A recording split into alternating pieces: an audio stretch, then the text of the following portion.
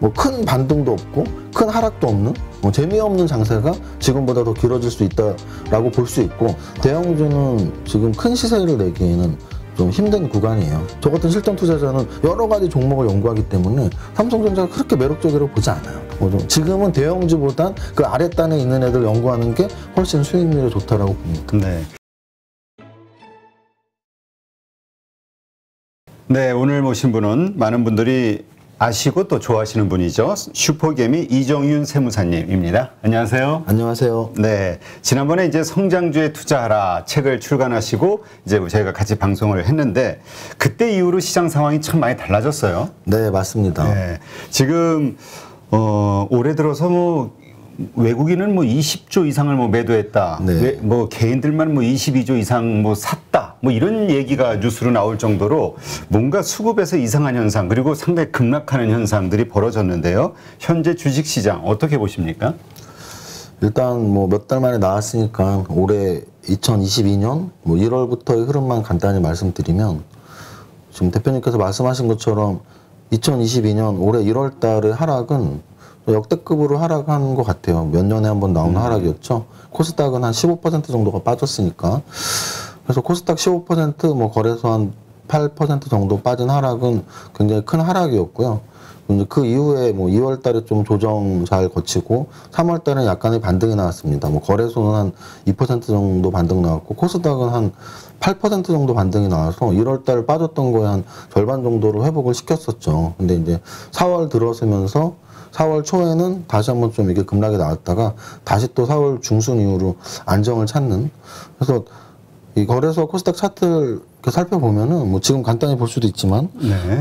아까 말씀드린 그대로예요. 1월 달에는 급락을 했고, 2월 달에는 또 이렇게 옆으로 조정을 하다가 3월 달에는 초에는 빠졌는데 중순 이후로 좀 회복을 했고요. 4월은 3월하고 좀 비슷한 차트를 가져가고 있어요. 4월 초부터 좀 빠졌다가 지금 중순부터 좀 이렇게 좀 안정을 찾는. 가장 중요한 이벤트는 올해 들어서 뭐 금리 인상이었죠. 근데 금리 인상의 시기가 일단 첫 금리 인상이 3월 달에 있었고요. 재밌었던 것은 아까 제가 말씀드렸지만 3월 초 이후에 한 중순부터 반등을 했다 그랬는데, 딱 그 시점이 금리 인상 시점이었거든요. 미국 같은 경우 금리 인상 0.25bp 하는 날부터 올라서 좀 안정을 찾았었고요. 우리 증시도 마찬가지였고. 그래서 오히려 저는 좀 지금 4월은 눈치 보기 당생인 건 너무 당연한 게, 아직 러시아 전쟁이 끝나지 않았고 또 금리 인상이 이제 5월 초니까 지금은 좀 눈치 보기 장세이기 때문에 위로도 막혀 있고, 그렇다고 뭐 급락하는 위치도 아니고 옆으로 이제 기고 있는데, 5월 초에 금리 인상 이후에 제가 보기엔 좀 변동성이 좀 나오지 않을까 싶습니다. 만약에 이제 뭐 악재로 표현이 된다면 아래로의 변동성이 나올 것이고, 이 정도면 우리가 예상했던 금리 인상인데 라고 한다면 좀 약간의 상승 쪽으로 3월 달처럼 그런 모습이 나오지 않을까 생각합니다. 그러니까 지금 위로도 아래로도 열려있는, 알 수 없는, 좀 불확실한 시장으로 보시는 건가요? 일단 불확실하다라는 표현보단 재미없는 장이죠. 재미없는 장? 네. 위로도 아래도 열려있다는 표현보다 좀 막혀있는 거죠. 왜냐하면 지금은 러시아 전쟁도 계속되고 있고, 5월에 금리 인상한데 그냥 상승 쪽으로는 좀 막혀 있는 거고, 하락 쪽으로도 일단 전저점을 안 깨고 있잖아요. 2월 달에 1월 말이 저점, 뭐 2월의 저점, 3월의 저점을 지금 4월 달에도 안 깨고 있기 때문에 뭐 아래로도 크게 빠지진 않은 위치 정도. 근데 이제 위아래로 열리는 순간은 제 생각에 이제 5월 초의 금리 인상 이유라고 생각을 하고 있습니다. 그러니까 긴축에 대한 이야기가 본격적으로 연준에서 나올 때. 그렇죠. 네. 근데 이제 지금 시장에서 뭐 사실 그 악재만 지금 펼쳐져 있으니까 급락을 생각하시는 분들도 많아요. 그래서 인버스에 투자하는 분들이 늘고 있다니까. 네. 그런 분들도 있는 거고. 근데 이제 또 긍정적으로 보는, 근데 이제 긍정적으로 보는 분들이 증권가 쪽 분들이 많다 보니까 일반 투자자들이 신뢰를 안 해. 너네 그 이해관계 때문에 투자자들 못 떠나게 하려고 그러는 거 아니냐 얘기하는데, 어쨌건 증권 관계자들은, 전문가들은 어떻게 얘기하냐면은 다 펼쳐져 있는 악재, 이제 그 악재들이 해소되는, 호재로 전환되는 일들만 남아있기 때문에 긍정적으로 본단 말이죠. 어떻게 보세요? 우크라이나 전쟁도 끝나면 호재가 될 것이고, 뭐 금리 인상도 마찬가지로 지난번처럼 딱 되는 순간 0.5가 됐든 얼마가 됐든 되는 순간 또 그게 호재로 반영될 거고, 이렇게 본단 말이죠. 사실은 이제 이 주식을 이제 막 시작하신, 제가 말하는 이제 막은 코로나 이후라고 말씀드리고 싶은데요. 뭐 한 코로나 2020년 초 정도에 시작하신 분들은 코로나 때문에 막 급락을 하다가 또 코로나가 끝나고서 끝나는 게 아니고 코로나 때문에 양적 완화와 금리 인상을 하면서 막 또 이제 금리 인하를 하면서 제로금리로 가면서 막 지수가 상승하는 것을 봤단 말이죠. 한 1년, 2년 정도. 근데 이제 지금 그 정도의 투자자들, 1, 2년 된 투자자들은 시장을 어떻게 보냐면 급락과 급등으로만 봐요.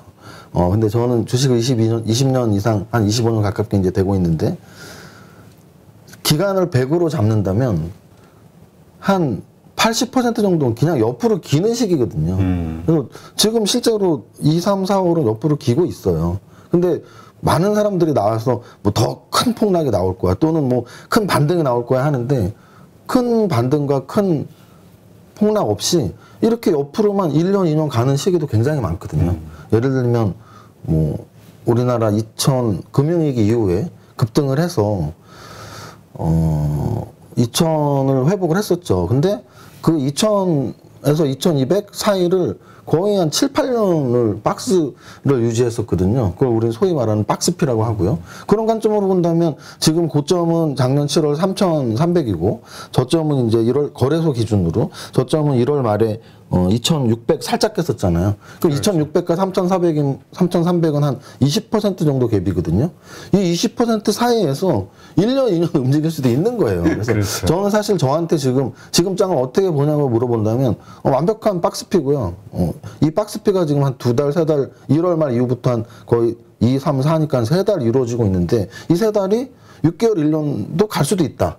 저점을 2,600으로, 고점을 3,300으로. 그런 관점으로 본다면 뭐 큰 반등도 없고, 큰 하락도 없는, 재미없는 장세가 지금보다 더 길어질 수 있다라고 볼 수 있고, 만약에 저한테 위로 갈까 아래로 갈까 물어본다면 저는 여전히 좀 옆으로 가는 장세라고 말씀드리고 싶어요.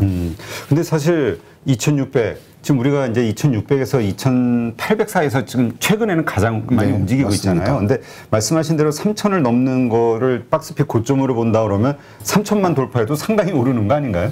그렇죠. 이제 만약에 3,000을 돌파한다면 전고점을 돌파하는 신뢰도가 좀 커지는 거죠. 그러나 그 옆으로 횡보하는 이 박스권 과정에서 그런 일도 있을 수 있다라고 보는 거죠. 그렇죠. 보시는 건가요? 근데 이제 그 시기가 길어질 수 있다라는 걸 제가 이 월봉 차트로 보여드리면요. 이게 거래소거든요. 아까 제가 말씀드렸던 박스피가 딱 여기부터예요. 여기가 이제 2011년이 되겠죠. 2011년부터 요 2011년 요 고점, 2200의 고점을 뚫은 게 2017년이에요. 그럼 11년에서 17년까지 6년이 걸렸어요. 6년. 만으로 6년. 고작 2200 돌파하는데. 그러네요. 그런데 저점은 얼마나 낮았냐? 저점도 그렇게 안 낮았어요. 뭐 한 1800 왔다 갔다 했거든요. 1800과 2200. 정확히 1800과 2200도 20% 갭이거든요. 20%의 갭을 6년 동안 움직인 거거든요. 고점도 못 뚫고 저점도 뭐 폭락도 없이. 그래서 제가 아까 말씀드렸지만 지금 3300과 2600 사이에서 그럴 수도 있다라는 거죠. 1, 2년 계속 이렇게 움직일 수도 있다. 근데 이제 중요한 건 말씀하신 것처럼 3,000이 넘어가면 신고가 갱신에 대한 기대감이 부풀어지면서 더 강해질 수 있고 반대로 2,600에 가까워지면 전저점 깰 수도 있다라는 불안감이 오는 거죠. 근데 아직은 그런 불안감이나 기대감보단 재미없다, 옆으로 흐른다, 뭐 이 정도 장애라고 봅니다.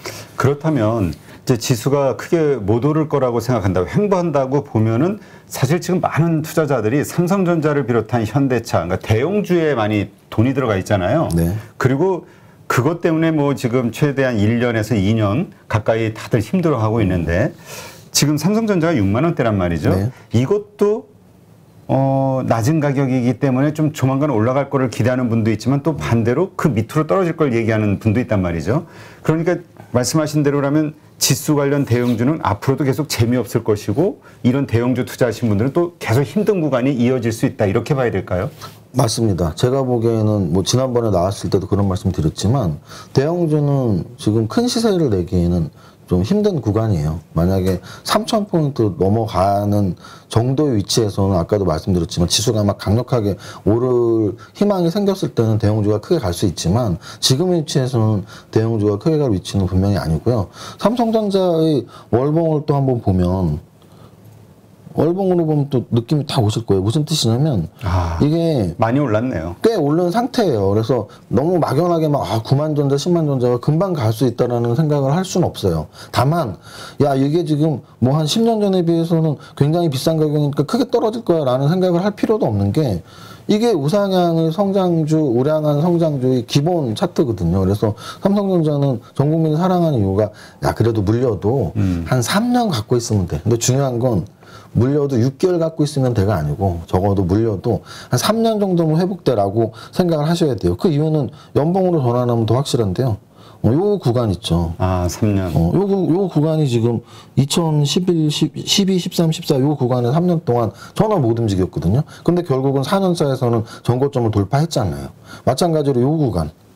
2006, 7, 8 요 구간에서도 3년 동안 전고점을 돌파 못하다가 4년차에서 돌파를 했거든요. 만약에 삼성전자의 미래를 믿는다면 그리고 우리 기대대로 삼성전자가 정말 좋은 회사로 계속 성장을 한다면 9만 원을 돌파하는 10만 원이 오는 날은 올 겁니다. 근데 그게 올해 안 올 확률이 굉장히 높고요. 저는 빠르면 내년, 늦어도 내후년 정도는 올 텐데 올해는 오기는 거의 불가능하다고 보고 있습니다. 그렇다면 지금 삼성전자를 매수할 수 있는 최적의 어떤 순간 이거는 사실 뭐 올해 말이나 내년 초 정도라고 그러니까 3년 차 마지막 구간에서 사는 게 적당한 거 아닌가요?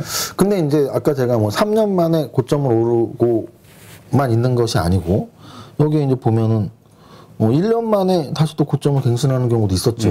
그래서 꼭 3년을 기다려야 된다는 건 기르면 과거로 봤을 때 그 정도의 마음가짐을 가져라. 그렇죠, 그렇죠. 그 정도의 여유를 좀 가진다면 삼성전자를 굳이 손절할 필요는 없다. 그리고 또 마찬가지 신규 투자의 입장에서도 한 2, 3년 갖고 있으면 되지 뭐 하면 지금 절대 나쁜 순간은 아니라고 보고요. 다만 지금 사면 금방 돈 벌 거야라는 마음으로는 삼성전자에 들어가서는 안 된다. 뭐 이렇게 말씀드리는 겁니다. 알겠습니다.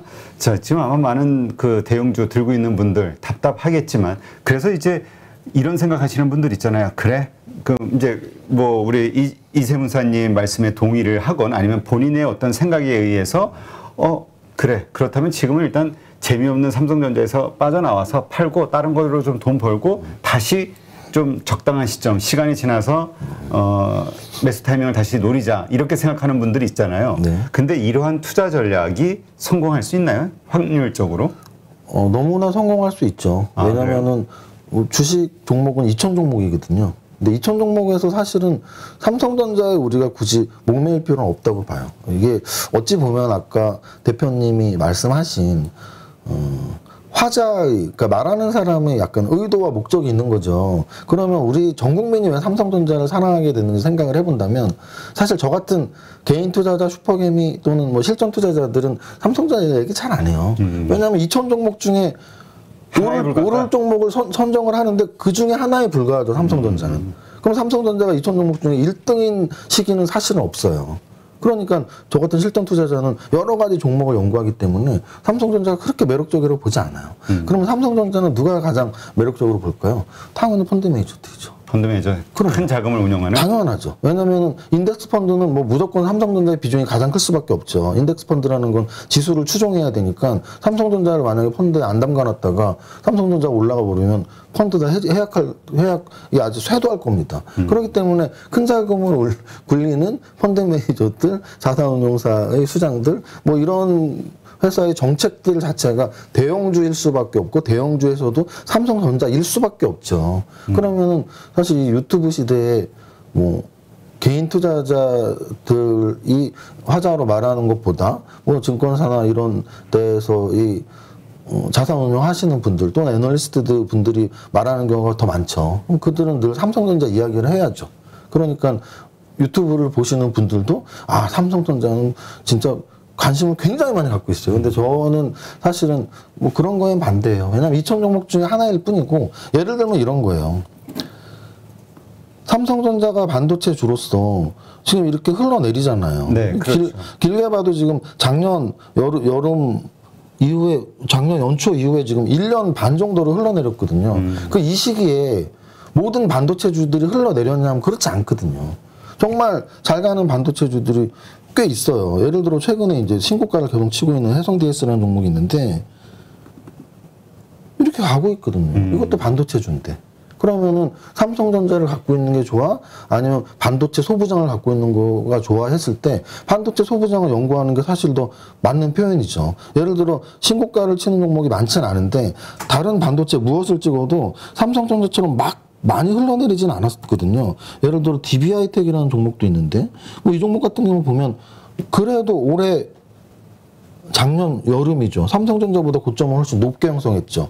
작년 여름까지니까. 삼성전자는 1월에 고점을 형성했는데 얘는 여름에 고점을 형성하고 지금도 그다지 흘러내리지 않아요. 고점에서. 그러면 과연 전 국민이 믿고 있고 막 맨날 생각하는 그 애증인 삼성전자를 갖고 있는 게 좋냐, 아니면 더 우량하고 더 탄탄한 강소기업인 반도체 소부장을 갖고 있는 게 좋냐고 했을 때 뭐 답은 정해져 있는 거죠. 그러면 왜 이렇게 못하냐? 종목 선정을 못하기 때문이에요. 그래서 저는 좀 종목 선정을 하는 연습을 열심히 하셔서 삼성전자가 못 갈 땐 소부장, 또는 2차전지 배터리 대형주들이 못 갈 땐 역시 2차전지 소부장, 이런 거를 사실 8.15에 나와서도 여러 번 말씀드렸던 것 같은데 좀 지금은 대형주보단 그 아랫단에 있는 애들 연구하는 게 훨씬 수익률이 좋다라고 봅니다. 네. 그렇다면 그 종목 선정하는 방법, 그러니까 뭐 물론 여러 차례 말씀하셨지만 또 이 방송을 처음 듣는 분들이 있으니까 예를 들면 그냥 지금은 중소형주가 잘 가는 장이니까 중소형주 중에서 이렇게 골라야 되나? 어떤 기준으로 골라야 되나? 이렇게 생각하시는 분이 있을 수도 있고, 그러면 대형주는 아예 투자하지 않고 중소형주에서만 골라야 되나? 이렇게 생각하는 분도 있을 수 있단 말이죠. 일단 그 기준이 어떻게 되나요?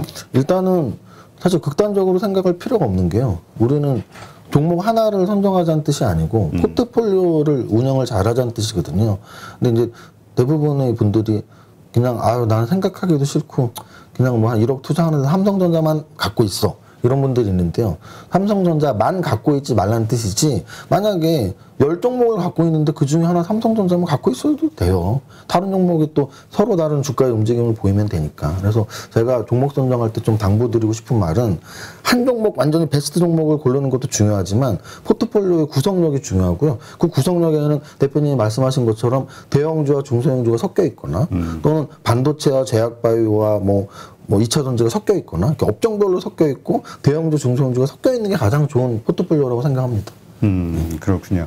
그러면 그 지금 장세에서는 말씀하신 대로 중소형주잖아요. 근데 이거는 항상 영원한 건 아닌 거죠? 당연하죠. 지금 순간에. 그럼요. 그러니까 지금 순간이라는 거는 언제까지를 의미하는 건가요?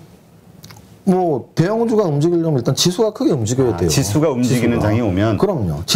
대형주가 움직이는 건 지수가 크게 움직이는 건데 지금은 지수가 위로 막혀 있단 말이에요. 그럼 당연히 대형주 못 가겠죠. 그럼 대형주가 크게 가는 장은 요렇게 역시 또 차트로, 거래소 차트로 보면 언제 크게 갔을까 하면 답은 뻔하죠. 코로나 직후에 크게 갔죠. 왜? 이거 1년 반 동안 지수가 이렇게 급격하게, 거의 각도가 45도도 아니잖아요. 이거는 거의 뭐 90도 가깝게 지수가 올랐죠. 이때는 중소형주 갖고 있으면 오히려 소외됩니다. 이럴 때는 대형주 갖고 있어야죠. 그러면은 결과적인 거 아니냐? 절대 그렇지 않아요. 결과적인 거 아니죠. 왜? 적어도 코로나 이후에 여름쯤부터는 신고가였거든요. 신고가가 지수 신고가로 빵빵 칠 때는 무조건 대형주를 갖고 있는 게 좋아요. 그래서 그 당시에 카카오나 네이버나 뭐 삼성 SDI나 심지어 삼성전자도 5만 원에서 9만 5천 원까지 거의 뭐 몇 달 만에 따블이 날 정도로 굉장히 빨리 움직였거든요. 그래서 대형주에서 빠른 수익, 큰 수익을 원할 땐 지수가 크게 가야 된다. 그럼 지금은 지수가 크게 가긴커녕 다들 금리 인상 때문에 걱정이고 러시아 전쟁 때문에 걱정인데 대형주가 갈 순간은 아니라는 건 다들 아실 수 있죠. 네. 지금 대형주, 특히 삼성전자 중심으로 뭐 외국인들의 매도가 엄청 많잖아요. 결국 이 대형주가 움직이기 위해서, 그 다음에 지수가 올라가는 이 중심이 되기 위해서는 외국인들이 사줘야 된다. 이 얘기를 다들 하는데 이거 동의하시나요? 어느 정도 동의합니다. 외국인들의 도움 없이도 우리 스스로도 올라갈 수 있나요? 그런 시기가 있긴 있었죠. 예를 들어서 연봉으로 봤을 때 언제였냐면 2007년 같은 경우에는 2005, 6, 7 요 3년 동안 우리가 미국 증시보다 훨씬 강했었고요. 그래서 미국 증시보다 우리가 강한 시기도 있고 또는 외국인이 안 사도 오르는 시기도 있어요. 근데 이제 확률적으로 외국인이 사는 시기가 지수 대세 상승장인 거에는 동의합니다. 근데 아닌 경우도 있고. 근데 왜 외국인이 그러면 사면은 지수 상승장이 나올 확률이 높냐면 일단 그 투자 주체에서 좀 연속성이라는 게 있어요. 외국인들은 뭐 환율이랄지 아니면 글로벌 자산 배분 전략에 의해서 움직이기 때문에 기조적 매수가 이제 들어오는 거죠. 그래서 순매수 기조로 들어오면 1년 이상 순매수가 계속 들어오는 경우가 있고 또는 순매도 기조가 생겼을 때 뭐 1년 이상 순매도가 나오는 경우가 있고 근데 지금은 여러분들이 매매 동향만 찍어도 바로 아세요. 지금 아까 말씀하신 것처럼 올해만 지금 거의 20조 이상 순매도가 나왔거든요. 그럼 또 그 이후에는 지금 러시아 전쟁과 미국 금리 인상으로 글로벌 지수 자체가 좀 흔들렸잖아요. 네. 그럴 때는 우리 같은 후발국들이 좀 불리하죠. 왜냐하면 안전자산 선호 현상이 높아지고 그럼 더 우리나라 같은 우리나라 주식보다는 미국 주식에 더 좀 힘이 실리니까 또 그런 관점으로는 지금 달러와 원화의 환율도 마찬가지죠. 조금 계속 이런 불안 심리가 있을 때마다 환율이 올라가는 거잖아요. 오늘 1240원까지 올라갔다고 나오는데 그러면 결국은 이 환율하고 뭐 외국인 매도하고는 또 뗄 수 없는 부분이니까 이런 여러 가지로 봤을 땐 장이 그렇게 좋은 장은 확실히 아니다. 그렇다고 해서 뭐 어느 정도 하반 경직을 한 두세 달 보이고 있으니까 막 폭락할 거야라는 두려움을 가질 필요도 없다. 그래서 제가 말씀드리는 게 야 그런 말이 어딨냐 오르면 오르고 떨어지면 떨어지지 이런 생각하시는 분이 있는데 절대 그렇지 않다니까요. 우리 인생도 똑같지 않나요? 그렇지. 우리 인생도 올해 무슨 다이나믹한 일이 있었던 분은 100명 중에 1명이고 100명 중에 99명은 매일 똑같은 일상을 살아가요. 그렇게 다이나믹하지 않습니다. 인생이 그런 것처럼 주식도 마찬가지예요. 정말 100이라는 기간 중에 80은 그냥 재미없게 흘러가요. 그러면 이런 재미없는 장에서도 이제 다들 2020년 코로나 이후에 급격한 어떤 상승을 봤던 분들이라면 이런 재미없는 장에서는 돈을 못 벌 거야 라고 생각할 수 있잖아요. 그런데 뭐 25년간 이 주식시장을 견뎌오시면서 슈퍼가미가 되신 거니까 이러한 장에서도 돈을 벌 수 있다 이렇게 우리가 확신할 수 있는 건가요? 적어도 급락이나 하락장만 아니라면. 급락이나 하락장만 지금 올해 1월 같은 장 또는 2020년도 코로나 때문에 급락했던 2, 3월 같은 장만 아니라면 옆으로 기는 장은 사실은 더 선호하는 실전 투자자들이 많아요. 그러니까 무슨 뜻이냐면 아까도 말씀드렸지만 만약에 펀드를 운영하는 펀드 매니저다 옆으로 길 때 전혀 선호하지 않겠죠. 수익이 안 나니까. 대형주 갖고 있으면 지금 수익이 안 나는 장이에요. 근데 반대로 실전 투자하시는 분들 중에 야 나는 이런 조정장이 더 좋아. 이런 분들이 10명 중에 5명은 돼요. 그 이유는 실전 투자자들은 개인 투자자 중에 좀 잘하시는 분들은 중소형주를 선호하는 경우도 많거든요. 근데 이제 지수 대세 상승장에서는 자기들이 선호하던 중소형주 갖고 있다가 소외되는 경우가 있어요. 대형주를 안 갖고 있으니까. 근데 반대로 지금 2, 3, 4월 달에 조정장에서는 오히려 중소형주에서 좀 움직임이 좋았던 거를 이렇게 캐치하신 분들은 지수 대비 훨씬 큰 플러스 알파 수익률을 낼 수가 있죠. 네. 알겠습니다. 이제 어떻게 그렇게 벌 수 있는지 이제 계속해서 또 살펴보도록 하죠. 누구나 1시간 안에 200개 종목에서 좋은 종목을 고를 수 있는 그런 능력을 배양할 수 있도록 제가 도와드리려고 그렇게 하고 있습니다.